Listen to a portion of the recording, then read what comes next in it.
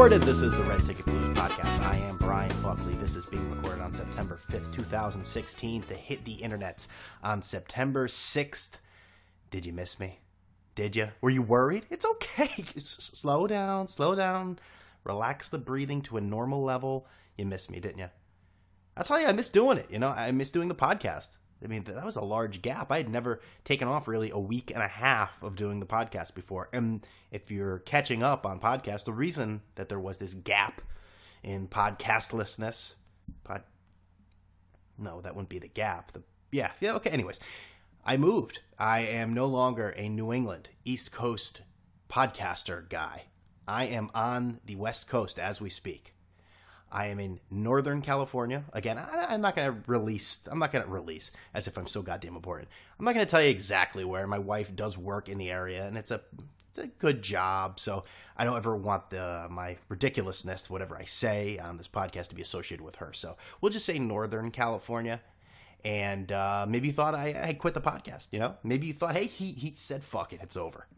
I'm just going to enjoy myself, be a Californian, and go surfing and wear hats with straight brims, socks with sandals, and, that sort of stuff. Nope. Because I'll tell you, I'm a long ways from that fucking California that you're thinking of. A long ways. I mean, I think we all have this romanticized idea of what California is, that hobnobbing with the Kardashians, or, at least seeing them walk around and going to the beach and just, everyone bleach blonde hair, loving life. Nah. Now where I am, it's the weather's comparable. The weather's been beautiful. Hasn't rained. I think I saw a cloud once. Been here about almost a week. I think I saw a cloud once. Let's see. I'd say the landscape outside of the actual city I'm living in is comparable maybe to Nebraska or Iowa. It's the middle of fucking nowhere. It's creepy when you're on the highway. It's like it's like a road on like a scary movie or a Skinamax movie. And they both end with, what did I just watch? But so far so good. This is where I'm living right now. This is where we're living right now, so we'll have to deal with it. The stresses of moving cross country are over, because you think you move from one city to another in the same state, you think that's a big deal? The stresses of this, your stuff here, your car there, the airplane here. And of course, I took the wonderful Southwest Airlines, which if you're new to the podcast or you haven't heard, I've bitched and moaned about this process before, and it just continued to be such a fucking hassle. You go in there, if you're not aware, I'll try to make this short and sweet. I'm talking like Mad Dog, doing everything in reverse. It's they add this benefit of, you get to choose your seats. And it's really unimportant. You wait in this line. They do ABC and 1 through 60, I think. And you line up against these pillars, sides of it. And, you could be like A53, and someone could be like, excuse me, where are you sitting? What are you? I'm A53. Oh, I'm A52. Excuse me. Let me get into this spot that doesn't exist with all your loads of shit, so you're one fucking spot ahead of me. And then there's the other, like, passive-aggressive part when getting on the airplane. So the people that are already there, obviously, you get to choose your own seats. So everyone's taking their own seat, not sitting anywhere near each other. And then everyone is on that aisle seat saying, it's like, it reminds me of Forrest Gump. Can't sit here. They don't want you sitting there. Or when there's two people, passenger, they'll sit window and aisle. Yeah, come on, I dare you, you motherfucker. You won't take the middle seat. Don't even think about it. Are you thinking about the middle seat? It's just such an it's just why would anyone want to go through that process? How is that comforting when you're traveling? Going to the airport and doing all that stuff is enough crap on its own. You already have enough anxiety that you have to worry about the cool kid, not so cool kid, where can I sit sort of stuff. Don't you? Obviously no one says it, but those eyes are shrieking at you. Don't you even think about sitting in that middle seat. Keep moving. Everyone just got an angry look on their face. Angry. Anyways, we'll get into more of that later, but I've been away. I haven't been able to chime in on the topic that everyone's chimed in on, and that is Mr. Colin Kaepernick. Oh! Have you heard enough takes? Has the world collapsed on all the takes from Colin Kaepernick yet? Poof! Avalanche. That was an avalanche. So Colin Kaepernick, as we all know, again, it's a bit of an old story, but it continues. It's a gift that keeps on giving here. So it's the age-old question, because he is not the first athlete to not stand for the national anthem. The question is it right? Does he have the right to? Is it the right thing? What's his motivation? So everyone's given their ideas. Everyone's given their takes. If you're a military person, most people say scumbag. Many people that support police, scumbag. This is my take. Or others agreeing with him, saying, you know what? This is a stand for oppression done by the police against people of color. Here's my thing. Colin Kaepernick and anyone else has the absolute right to not stand for the national anthem. Is not against the law. Like I said, many people have done it. Carlos Delgado, our old friend from the Mets, did it. When there was bombing on the island of Vieques, well, there wasn't a bombing, but there was continued controlled bombing by the U.S. Navy on the island of Vieques off Puerto Rico, and he would not stand for the national anthem. Chris Jackson, a.k.a. the now Mahmoud Abdul-Rauf for the Chris Jackson, for the Denver Nuggets, also would not stand for the national anthem. I think it was because of relations or how the United States dealt with Muslim practices, culture, something like that. He was actually suspended, if you remember correctly. Mahmoud Abdul-Rauf was suspended and actually then sort of came to like a give and take agreement with the NBA where he would stand for the national anthem. No, those are outrageous, and it was all the same takes you hear about Colin Kaepernick. A little different, though, and I'll tell you why. When Chris Jackson did that, that was the biggest season of his entire NBA career. Was he a Hall of Famer? No. But was he a solid player? Yeah, he had some good years. Good three-point shooter, had Tourette's syndrome. I mean, he stuck out with that. I'm not blaming him for having Tourette's syndrome, but he's also memorable for that, and also changing his name to a Muslim name. He was Chris Jackson at LSU. And Carlos Delgado was at the top of his game with the Mets there. I mean, that was, I don't remember the exact year that he did it, but that was one of his best years in the majors. Now, Colin Kaepernick, full disclosure, I've never liked Colin Kaepernick. You can go back on my tweets. Yes, go back and check the fucking facts. No, you can check my tweets about Colin Kaepernick. I've always thought he was a me guy. Kiss the bicep. But you know what? He's not the only quarterback that has a patterned dance. Used to be just a wide receiver thing, but I mean, we got, Aaron Rodgers does it, and Cam Newton does it. They all have their own thing, but his was his kissing the bicep. And now listen, he loved showing off the fact that he was strong and had lots of tattoos. Look at me, I'm so wonderful. Colin Kaepernick, for my own taste, he did the same thing as Brady, sort of. He came in, he was the backup.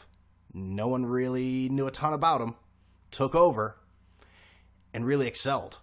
And all of a sudden, Kaepernick sort of fell back into, the past few years has been marred with injury, poor play. And here we are now. It looks like when he first started this stand against the national anthem, which, he stood the national anthem in the Super Bowl in the NFC Championship game. That was cool. No problem there. Racial glee all around the world. But now, I think Colin Kaepernick is doing something that he believes in, and there's nothing wrong with that. However, I think he's a complete phony. I've always thought he was a phony. And when it comes to this, I think it's all about his career dwindling. He wants attention. Colin Kaepernick needs attention. So he is fighting a worthy and just cause. But from the standpoint of Colin Kaepernick, I think it's bullshit. The days of Muhammad Ali and all athletes standing up for something genuinely without their own personal interest invested in it, those days are over. There's too much money involved. Colin Kaepernick, he is waiting. He's trying to save his professional life. Okay, but let's forget all that. So Brian, you know what? I don't believe you. I think you're wrong. You got Colin Kaepernick wrong. That's fair enough. I completely respect your opinion, just like I respect Colin Kaepernick's opinion. I won't call you a phony, though.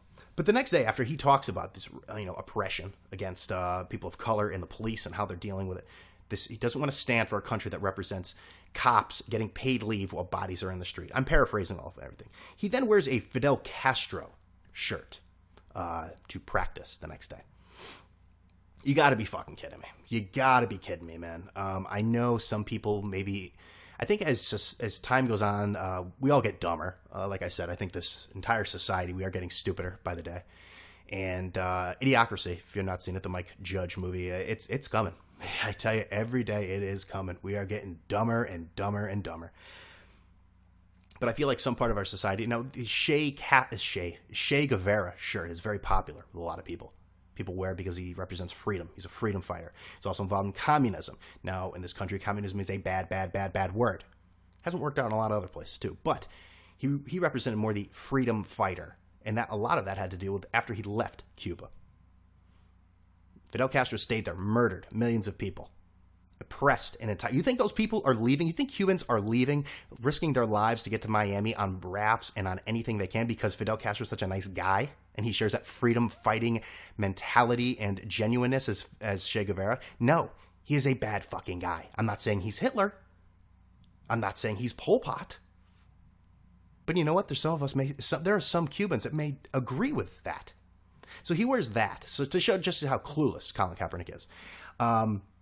And then Rodney Harrison, who has never been a fan of Colin Kaepernick, said he's not even black. Well, I mean, I don't know if we may need to get some sort of DNA test for that. We do know that he is black. I mean,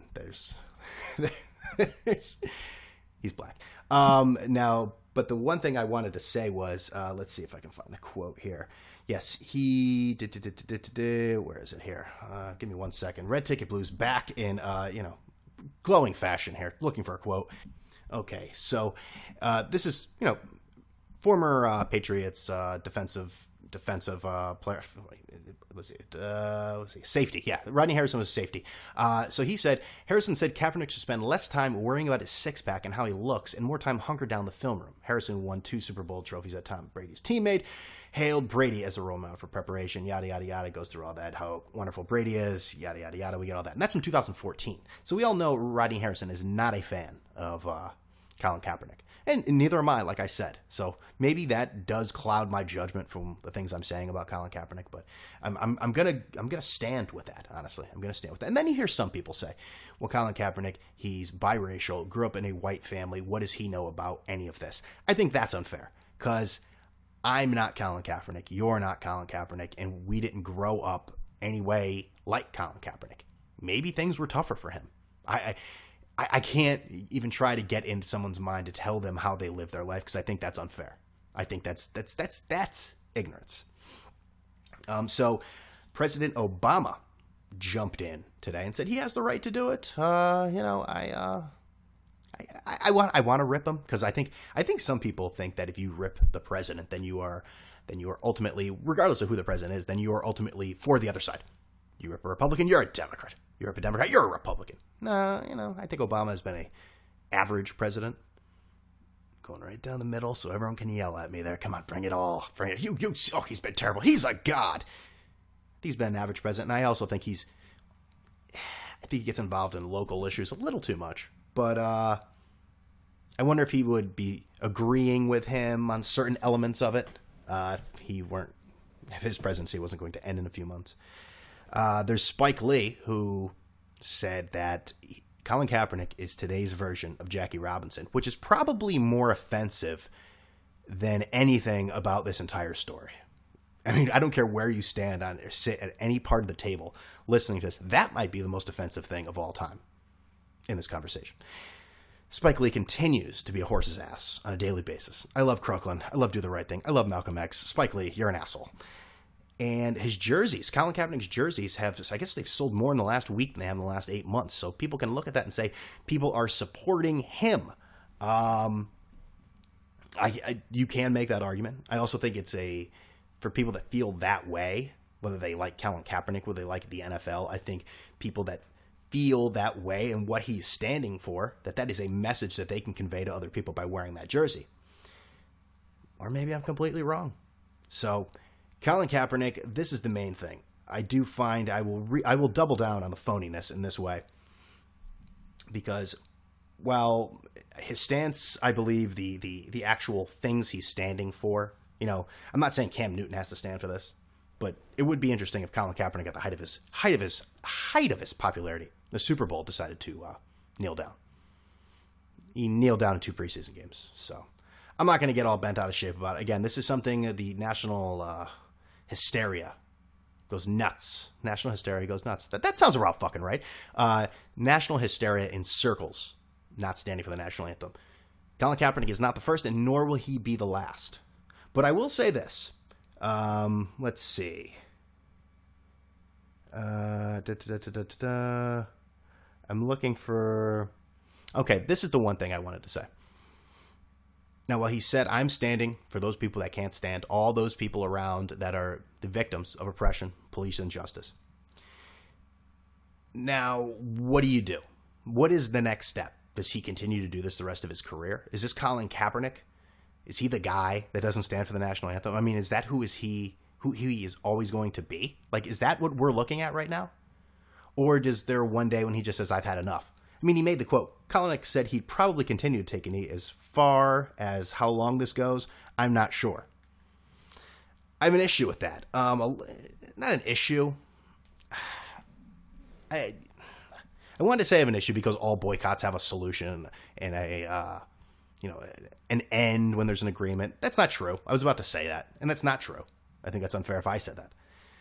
So, but what is Colin Kaepernick now the civil rights leader who decides when police injustice ends, or when he feels it ends, or when he no longer really feels it an issue to bring about to everyone?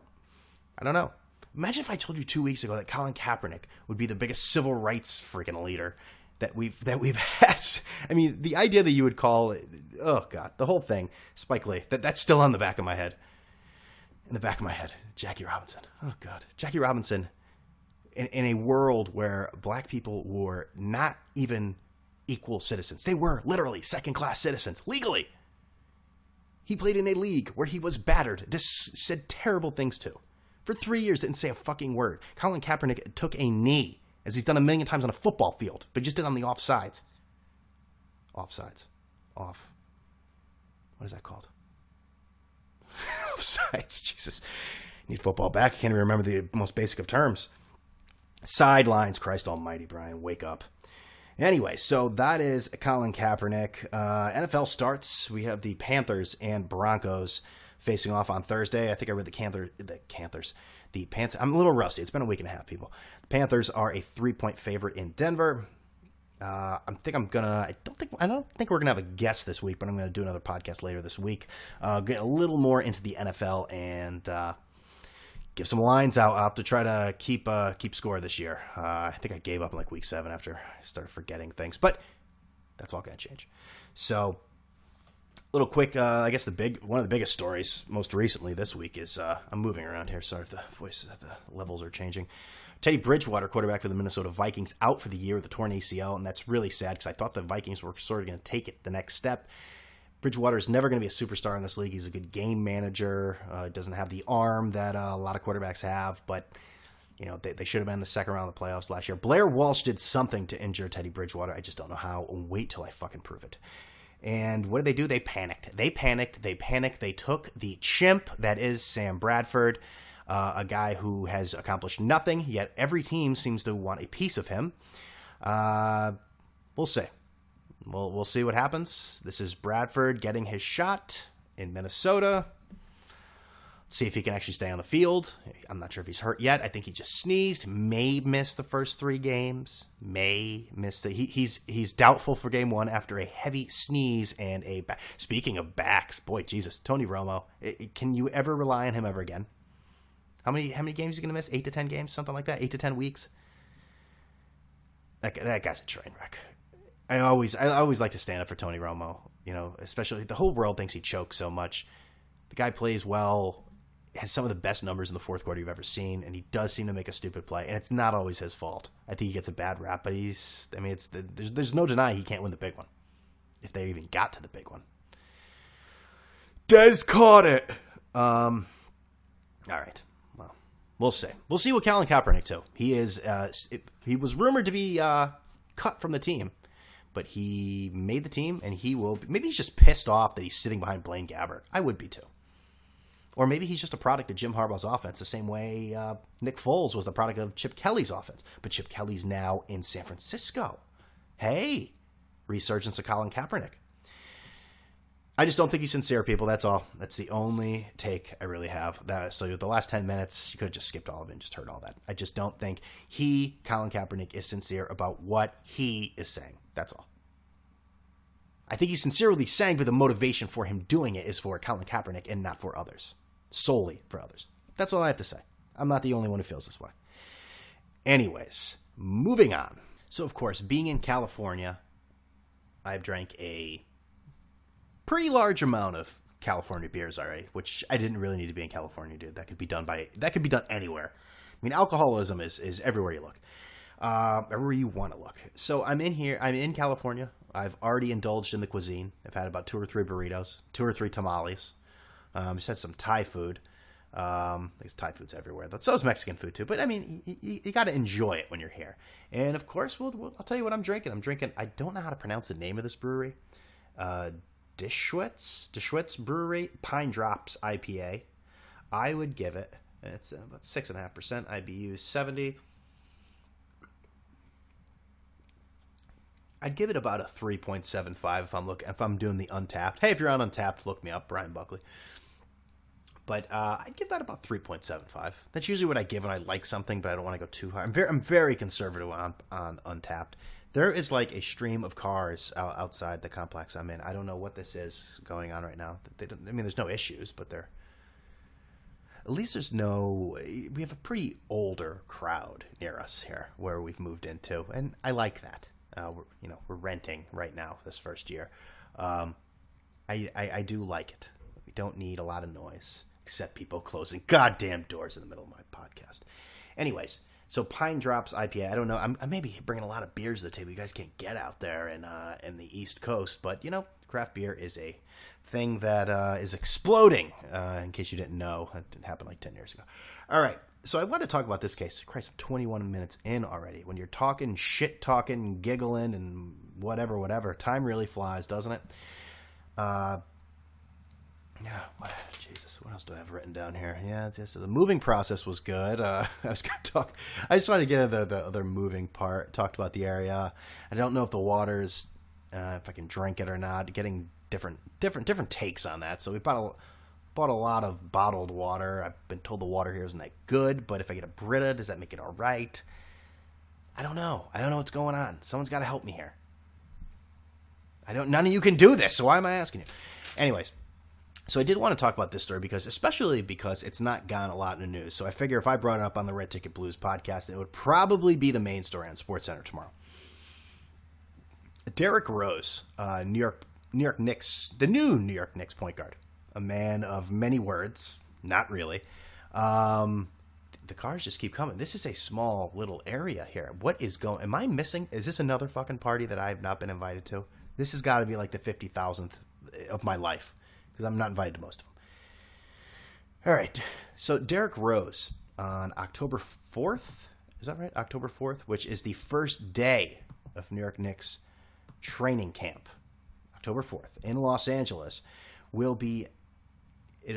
will be a defendant in a sexual assault civil case because he has tried several times to get this thrown out, but it's going to trial. So he and some friends are accused of drugging and gang raping a former girlfriend of his. Now, this story, for whatever reason, has not got a ton of news. Maybe because of the fact it's a civil trial and not a criminal trial. I'd still think this is a former MVP of the NBA. And this is really a quiet story. So I will try to give you a quick synopsis if you're not aware of this story. So let's see here. This happened, let's see, then Sue, okay, that was in 2015. When did the actual incident occur? Allegations came forth in August 2015, nearly 2 years after the alleged assault. Okay, so around 2013 this happened.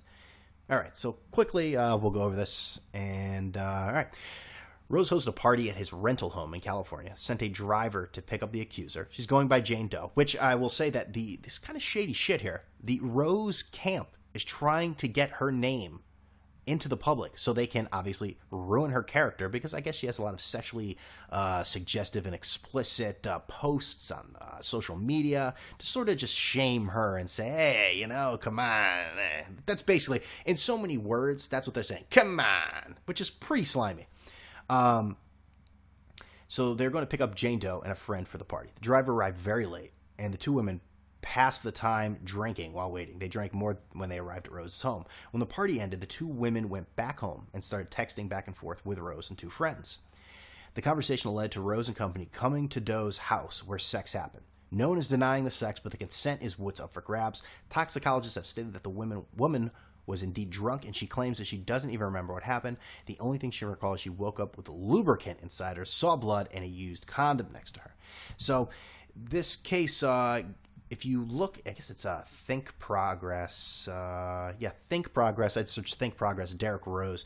You get a lot of the disposition back and forth.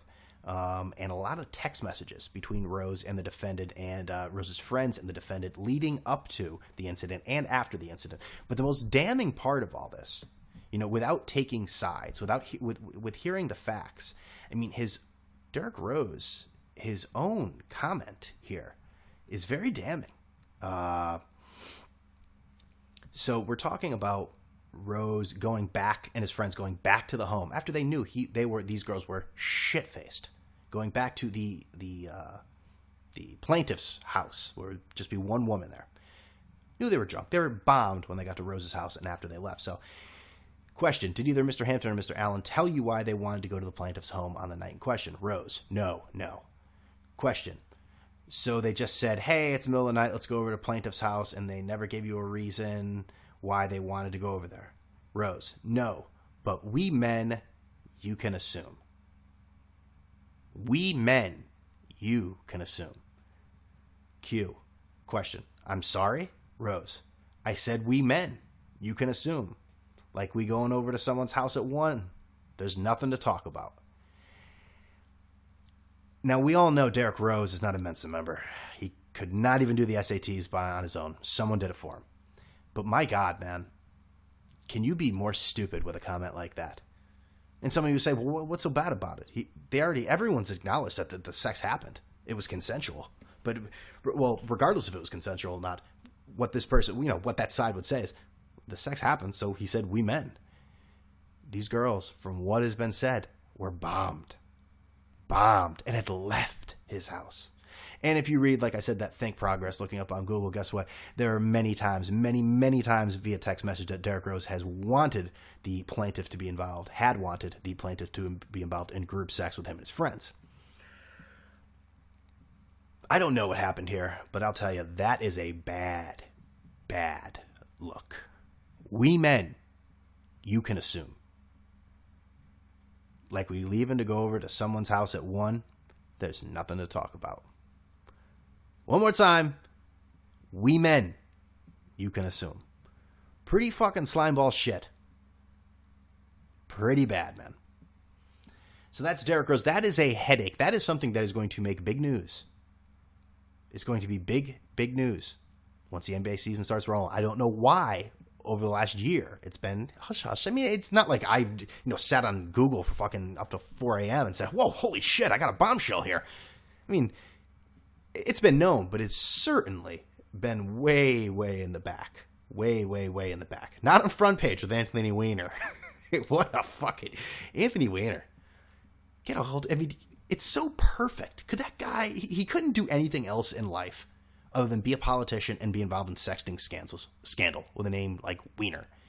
He couldn't even be a politician and be like, all right, so we're going to just, push that raw sewage into that playground. And let's just be like scumbag Weiner. Or, listen, give me the kickbacks. We'll get rid of the forest.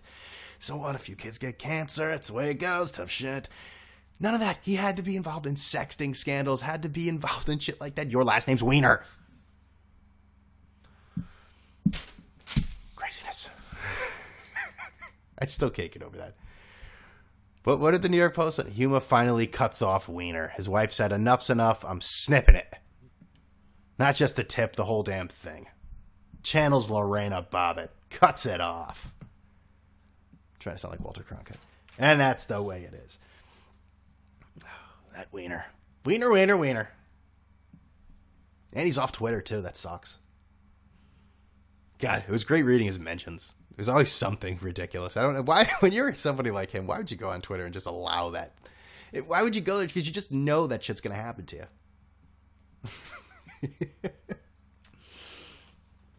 Oh, the Weiner. That Weiner.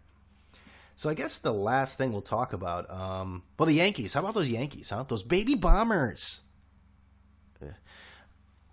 So what's the standings right now? I know that I've been watching a lot of baseball today, waiting for the movers to come. And they came, they set everything up, and it's always a weird feeling. You know, I know these guys are getting paid, but I'm sort of just sitting there on my phone watching MLB extra innings. Hey, put that over there. You guys want water? Yeah, that's cool. Let's have another beer. Yeah, that one goes there. Yeah, exactly. So let me take a look at the standings. I know the Tigers won. The Blue Jays, the Yankees beat them. They keep pace in the wild card. Strong, you know, the strong hopes, not so much. Boston lost. The Orioles won.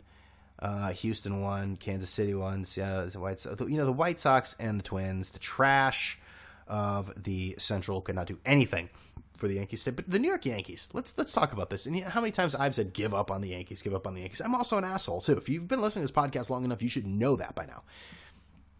Yankees are 71-65. They are 3.5 games out of the wild card.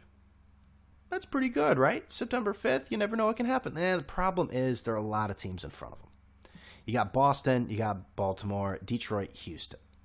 And only 2 of those teams are getting it there. And Toronto's right there too. The Yankees really got to take care of business this next. I mean, my father said to me, they got to win 3 out of 4 every series to even have a shot. And losing those games to the Orioles this past weekend was pathetic. Now the Mets, the New York Mets, have actually been able to put a little run together, and it's very impressive. I mean, they're beating good teams. They're only 1 game out of the wild card. A team that we had all said goodbye to. Bartolo Colon is keeping the pitching rotation that is in shambles. He's keeping them together with that rubber arm. It's hanging on the rubber of his arm. I mean, Jay Bruce still stinks. We all know that. Great acquisition. You can't knock Sandy Alderson for that. Who knew Jay Bruce was going to turn into Jason Bay? Who knew that? If you knew that, raise your hand. Oh, put your hand down. You didn't know.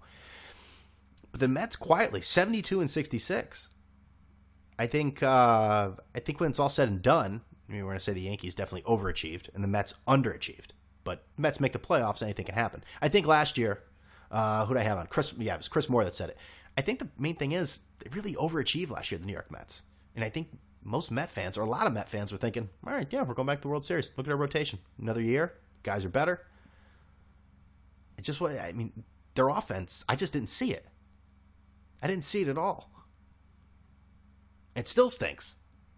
And now, granted, their injuries are long, large, and abundant. Those aren't all like 3 similar adjectives, so that's kind of, I wouldn't say it's grammatically incorrect, but it just doesn't flow out. Long, large, and abundant. Anyways, a lot of guys on the DL. And what's up with Cam Newton? I mean, what is with the blonde chin? What do I care? It shouldn't even matter, but it's just whatever, dude. That guy, he likes to be seen, and you know what? When you're as good as him, you can do whatever the fuck you want. He really, I mean, he is he's definitely the best quarterback in the league. I don't think he's the best player. I guess fantasy-wise, it would probably be Antonio Brown or somebody like that, right? I haven't played fantasy. I have to get back into the DraftKings, see those commercials. I won $75,000 the first day I played with a 10-cent deposit, John H. from Utah.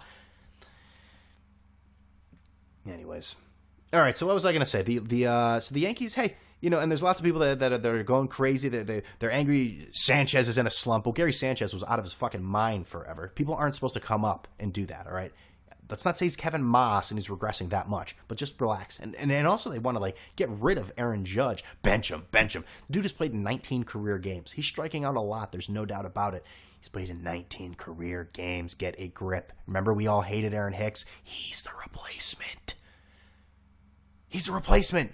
You can't be happy all the time. You have to understand this team is not supposed to do things. If they do, great. But stop bitching and moaning about stuff. I swear, some fans are just such reactionary assholes about everything. Why is he calling me an asshole? I'm not listening to that podcast anymore. Not good. No, don't, please, don't go. And finally, while I'm no longer a East Coast resident in 2016. Maybe in the future, maybe I'll be back. Who knows? But right now, I am not. But I know that Deadly Storm Hermine. Oh, before I get to that, real quick, how much time we got here? 35 minutes. Holy Christ. So before I get to the Weathermen, now let's do the Weathermen first. So the Weathermen, they didn't predict a storm of massive proportions. I understand that. But be careful. There could be storm surge. There could be everything. And you know what? I asked my dad. He said it was quite beautiful. They closed all the state parks, and it's gorgeous out. Sitting outside right now, having a beer. These weathermen, I don't know what their motivations are if they all get together and they're like, listen, how much fear? I wonder if it's like we look at it and it's like, these are the 19 different paths it can take. We'll show some of them to the public. We'll say, hey, this is the one that could happen, and it's the bad one, but we'll have the real ones. We won't show them the Doppler 9000. We'll keep that one to ourselves, but we'll get them going crazy. Probably not. It's a pretty ridiculous proposition, or prediction, or something with a P. But I'll tell you, I said this on Twitter, I wonder if there's some sort of support group for these weathermen when things are a complete swing and a miss. And they go, we're tracking wind right now. We got it up about 25 miles an hour. There is still a possibility of a drizzle. Be careful out there, folks. Be careful. And they're in their fucking van going up and down the highway. And it's wipers aren't even working. Folks, this could turn at any time. So please stay indoors. Only leave the house if you have to. We're reporting live. We'll be back. Reporting from the Storm Trooper Live lightning van. Back to you, Stevie. And then they go back to him again. It's just, oh God. I know these guys, they live for this shit. They love weather, but I mean, I guess they look at it from the point of view. They said, listen, it's rather to get everyone going crazy and nothing happening. No one gets hurt than underreporting a storm and people don't take it seriously and get hurt. But the adverse action to that is sort of, well, boy cried wolf. But I think they really stuck it in Sandy and said, listen, this could be bad. And it was for a lot of people. So weathermen strike again. Well, here, I'll tell you the weather. This is the weather so far in Northern California since I moved here Thursday. Sunny. Not too hot. Sunny. Maybe a little chilly at night. Sunny. I mean, I'm told, I guess when I got food today, the guy said it may be a little rainy. I believe that when I see it. But yeah, so weathermen. Let's move on. The last thing I wanted to talk about. Now, you've heard me talk about this several times on the podcast, and that is the Haram. What's that guy talking about? This is, I will give you the forecast for where I'm at the next week. All right? Sunny, high 93. Sunny, high 98. Sunny, high 93. Sunny, high 92. Sunny, high 94. Sunny, 87. Sunny, 85. Sunny, 86. Sunny, 88. Sunny with a cloud. Mostly sunny, 89. Tough life. So the other thing I wanted to show you, well, I'm not going to show it to you. You're not going to see it, but we'll end the podcast with, and I hope you enjoyed it. It was good to be back, honestly. It was good to talk to you. It was good. It was great to hear you again. It was great to talk to people. To just be a jackass and have you guys listen to me while you're sitting at your cubicle or in your car or at the gym or doing wherever. Are you listening to that podcast? Are you getting away from your wife? Whatever. Why? Why are you listening to that? It's nonsense. And I understand it is. But this is the last thing. All right. She's right. Don't get mad at her. It's complete nonsense. But the last thing that I want to talk about, Harambe. Yes, Harambe. Oh, he's become a social media just iconic figure. A dead gorilla. Yes. Who is polling higher than Jill Stein in some polls. Jill Stein, who can't tell the difference between Columbus and Cleveland. Well, at least her pilot can't because she went to the wrong place when she was supposed to be in Columbus, went to Cleveland or Cincinnati, something with a C in Ohio. Got it. So Harambe, though. So I'll just read this real quick. Now, he has become something that I thought was really funny on the internet. We're always remembering Harambe, hashtag never forget, because so many people equated him with a real human being and so many people were genuinely upset. And listen, it sucks a gorilla died, but a gorilla has to die before a little kid dies. We've gone over this ad nauseum. You get it. We get my stance. It's what normal human people that aren't crazy think. But because we've taken the Harambe thing so far and everything has to be about Harambe, so some kids moved into a hall at the University of Massachusetts, and their RAs said, hey, let's lay down the law first. No Keystone Light, no weed, no acid, no hooking up. They didn't say any of these. but no Harambe bashing. All right, I'll read you the email that we got here. Okay. Hello, Sync 3 Residential. I hope you're enjoying your first weekend at UMass. In case you forget, this is Ryan and Colleen. Oh, Ryan and Colleen. Who could forget? They're those jackasses that greeted you when you came in with your laundry basket TV, trying to get away from your parents, start your life, and hook up. Ryan and Colleen, yeah, I remember you. Go school. We wanted to take a moment to address some phrases that are being written on the whiteboards. We didn't have whiteboards when I went to school. We didn't have anything. We didn't even have a goddamn board. Specifically, once involving, I'm 36 years old. I'm not that old. Involving Harambe.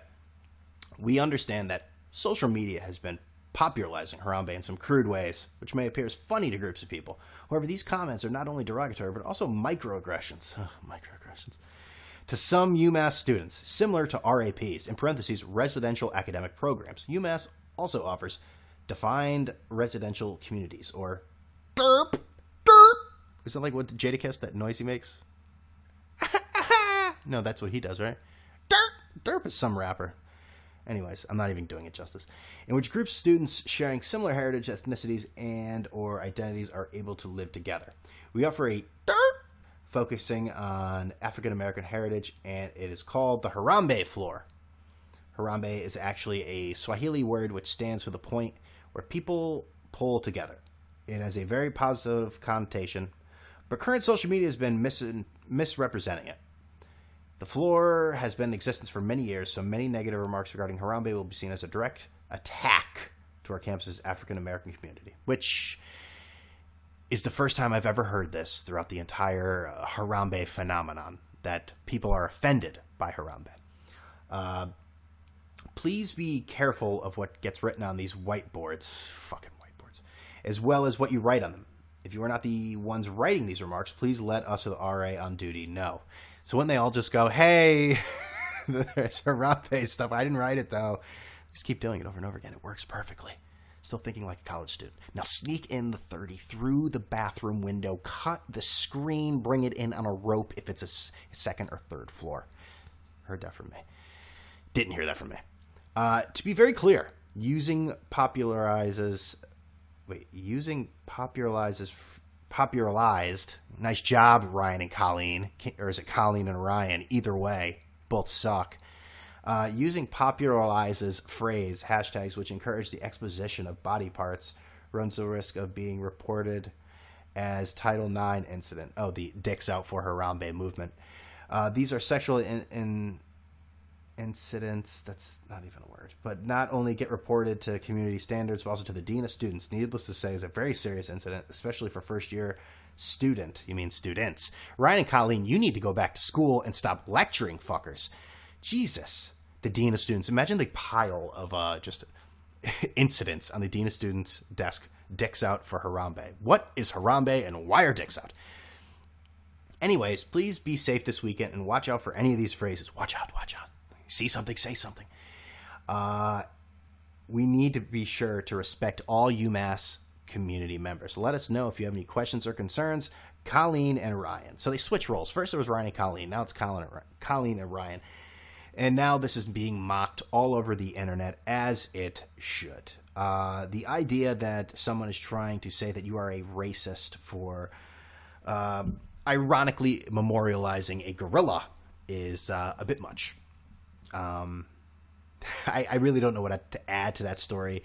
If you feel that people are sincerely being offended by Harambe, or the popularizing of Harambe, or maybe there's some sort of sick, twisted Harambe deep web that I don't know about. Most of them are just ironic, we miss you, never forget sort of stuff. So, again, maybe there's something I don't know about these inappropriate Harambe memorials.